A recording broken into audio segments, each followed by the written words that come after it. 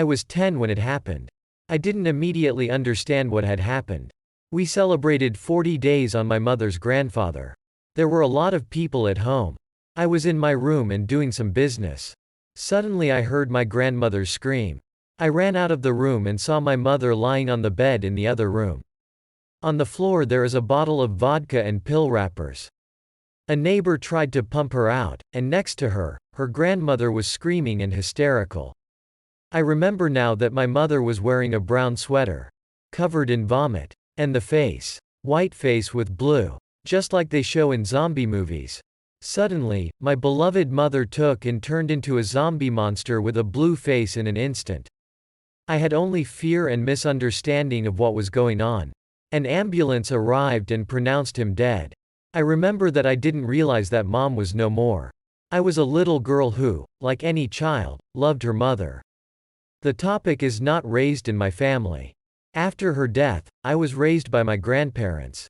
Immediately after the funeral, they removed everything that reminded of mom. All her things, photos. I don't know what was the reason. You don't think about that at the age of 10. It seems to me that she was crushed by the death of her father. I was 6 years old when he was stabbed. Right at our house. He was alone in the apartment. Grandpa went to the clinic, and friends came to Dad. They sat down for a drink. There was, apparently, a conflict. He was hit on the head twice, his throat was cut. Then it was estimated that he had been stabbed 14 times. Surprisingly, he did not die immediately. If Grandpa had come earlier, he might have been saved. Now I don't even remember what he looked like. But I will never forget how there was a carpet in the garden, and there were huge, almost black bloodstains on it. And his dog was lying on the carpet and licking these stains. Mom loved him very much. After that, she was in a psychiatric hospital. Periodically she had alcoholic binges. She swallowed the very pills that the psychiatrist prescribed for her. Mom has repeatedly said drunk that she doesn't want to live. But no one paid much attention to this. After the tragedy, her roof was blown off, and she specifically drank. As a result, every marginal rabble often gathered at home.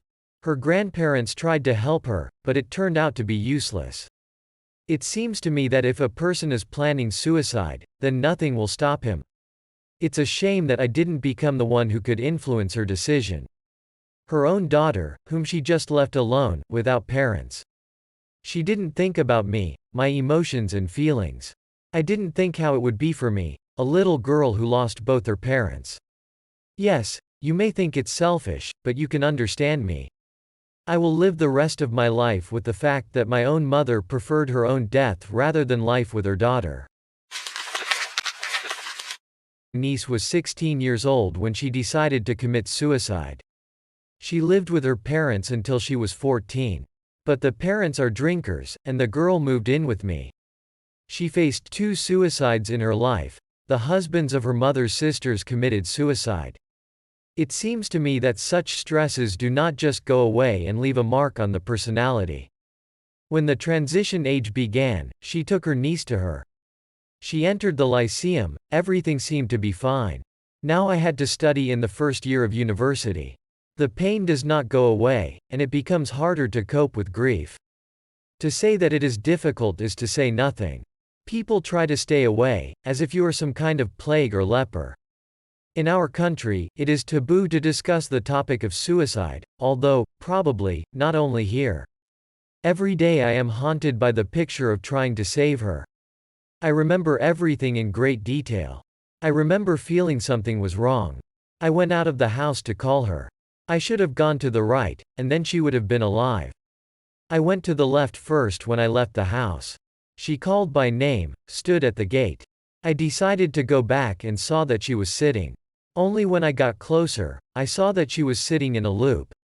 Grabbed under the armpits. I put my knee between her legs to ease the pressure of the noose on her neck. She was calling for help. Screamed at the top of her lungs. And at the same time I was thinking about running for a knife, but I realized that then I defy nightly wouldn't save her. My heart was pounding. At the same time, I was removing the noose over my head. The second time I could. Dragged her to the porch and began to massage her chest and mouth to mouth. At one point I thought she was breathing. But it was the air I was breathing that was coming out. Then there was a feeling that she had regained consciousness, but was pretending to be asleep because she was ashamed.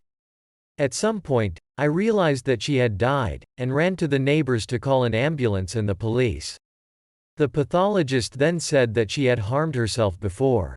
It was evident from the hands, miniature scars remained from the cuts. She had autoaggression. When she first moved in with me, there were scars on her body, big and wide. A triangular piece of leather was cut out on the knee in general. When I started asking her where the scars came from, she said that when she feels bad, she cuts herself. She threatened that if she did that, I would send her back to her parents. She stopped. Analyzing all her words, I understand that I did not take them seriously. And these are the very first alarm signals. It was necessary to pay attention and take action. Consult a psychiatrist and undergo therapy if necessary. I had the opportunity to save her, but I missed this chance. What kills in the end? Lack of strength to live or lack of necessary help. My daughter jumped out of a 9th-floor window when she was 13 years old. From the age of 8, I began to notice her mood swings. She drew strange pictures, often asked if I wanted her to be born, what would I do if she was gone.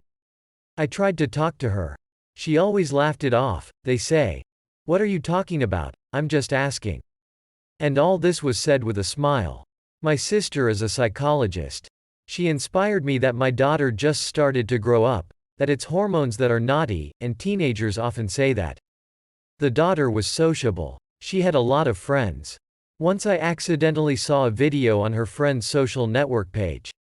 They were sitting on a bench with classmates and making faces at the camera. I noticed that my daughter was laughing the loudest in the video, but the laughter was as if strained. I tried to talk to her that day, but she only came from training and was very tired.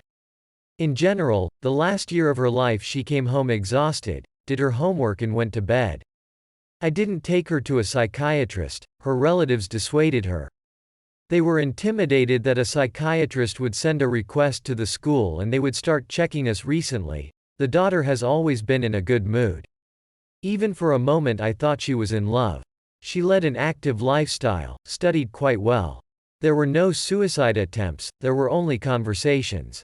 You know, we, parents, are taught that the most terrible thing is when a child rolls off at school, goes on a rampage, gets into bad company. No, it's all fixable. And the death of a native child, it cannot be changed. I just had to take her to a psychiatrist. Do not listen to relatives and be closer. I didn't expect such an outcome. And everything turned out on a very ordinary day. I was leaving work early. I called her to find out how she was doing and if she was at home. But the daughter did not pick up the phone.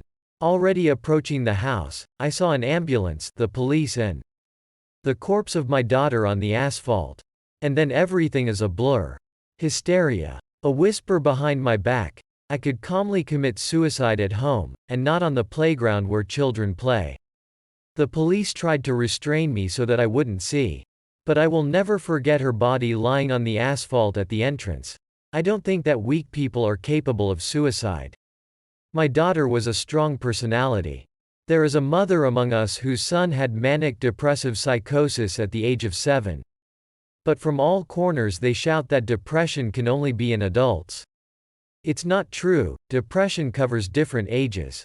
She's like a parasite that can nestle in any body. Whether it's an old lady, whether it's a little girl. Put a like. Subscribe to the channel so as not to miss new stories.